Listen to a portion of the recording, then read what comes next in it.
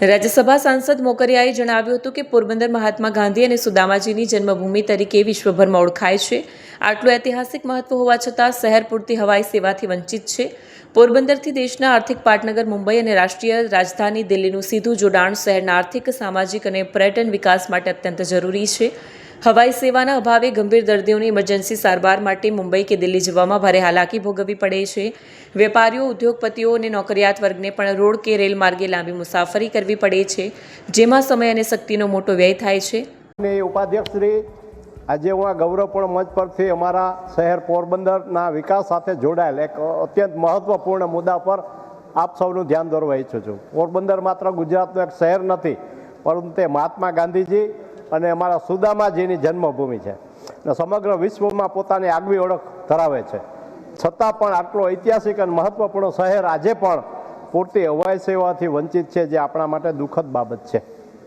મારી વિનંતી એ છે આપના માધ્યમથી કે પોરબંદરથી મુંબઈ અને દિલ્હી જેવા દેશના બે મુખ્ય અને મહત્વપૂર્ણ શહેરો માટે નિયમિત હવાઈ સેવા શરૂ કરવામાં આવે. મુંબઈ ભારતનો આર્થિક પાટનગર છે અને દિલ્હી દેશની રાજધાની છે. આ બંને શહેરો સાથે ડાયરેક્ટ હવાઈ જોડાણ પોરબંદરના વિકાસ માટે અનિવાર્ય છે. આજની પરિસ્થિતિમાં પોરબંદરના વેપારીઓ, ઉદ્યોગપતિઓ, વિદ્યાર્થીઓ, નોકરિયાત વર્ગ તથા ગંભીર સારવાર મુસાફરી કરતા દર્દીઓ લાંબી અને મુશ્કેલ મુસાફરી કરવા મજબૂર છે. રોડ અને રેલ માર્ગે મુંબઈ કે દિલ્હી પહોંચવા માટે અનેક કલાકો ખર્ચવા પડે છે, જેના કારણે સમય, શક્તિ અને નાણાંનો મોટો વ્યય થાય છે. જે સીધી ફ્લાઇટ સેવા ઉપલબ્ધ થાય તો આ તમામ વર્ગોને નોંધપાત્ર રાહત મળે. આ સાથે સાથે પોરબંદર પર્યટનની દ્રષ્ટિએ પણ અત્યંત મહત્વ ધરાવે છે.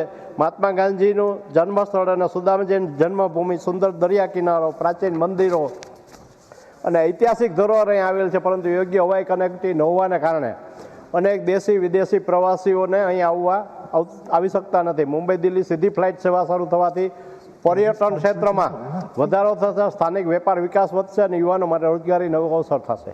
આજના યુગમાં હવાઈ સેવા કોઈ વૈભવ નથી, પરંતુ વિકાસની આવશ્યકતા છે. સરકાર ઉડાન યોજના જેવી પહેલ દ્વારા નાના શહેરોને હવાઈ નકશા પર લાવવાની પ્રતિબદ્ધતા દર્શાવી ચૂકી છે. ત્યારે પોરબંદર જેવી ઐતિહાસિક અને વ્યૂહાત્મક દ્રષ્ટિએ મહત્વની જગ્યા માટે આ યોજના અંતર્ગત ફ્લાઇટ સેવા શરૂ કરવીમાં સંપૂર્ણપણે યોગ્ય અને સમયોચિત નિર્ણય સાબિત થશે. હું ભારત સરકારને વિનમ્ર પરંતુ દ્રઢ અપીલ કરું છું કે તેઓ પોરબંદરથી મુંબઈ અને પોરબંદર દિલ્હી વચ્ચે નિયમિત હવાઈ સેવાઓ વહેલી તકે શરૂ કરે. આ નિર્ણય માત્ર પોરબંદર વિકાસને નવી દિશા આપશે નહીં, પરંતુ સમગ્ર સૌરાષ્ટ્રના આર્થિક, સામાજિક, પર્યટન વિકાસમાં મહત્વનું યોગદાન થશે.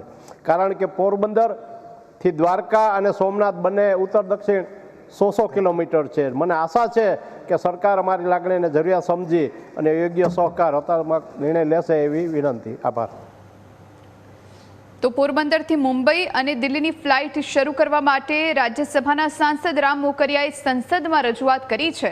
પોરબંદરના વિકાસ અને વેપારીઓની સુવિધા માટે ફ્લાઇટ શરૂ કરવામાં આવવી જોઈએ. ઐતિહાસિક ધરોહર રહેલી છે અને જેના કારણે કનેક્ટિવિટી હોવી જરૂરી છે.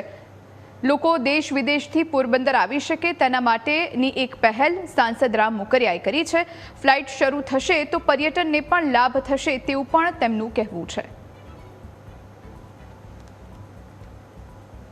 સાંસદે વધુમાં ઉમેર્યું હતું કે પોરબંદર સોમનાથ અને દ્વારકાની મધ્યમાં આવેલું છે. બંને તરફથી આશરે 100 કિલોમીટરના અંતરે જો અહીં હવાઈ સેવા વધે તો લાખો યાત્રાળુઓને પણ સુવિધા મળી શકે છે અને પ્રવાસન ક્ષેત્રને વેગ મળશે.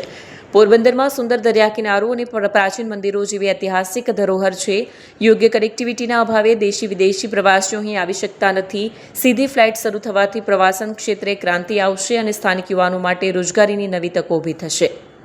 કૌશિક પટેલનો રિપોર્ટ, હિન્દ ટીવી.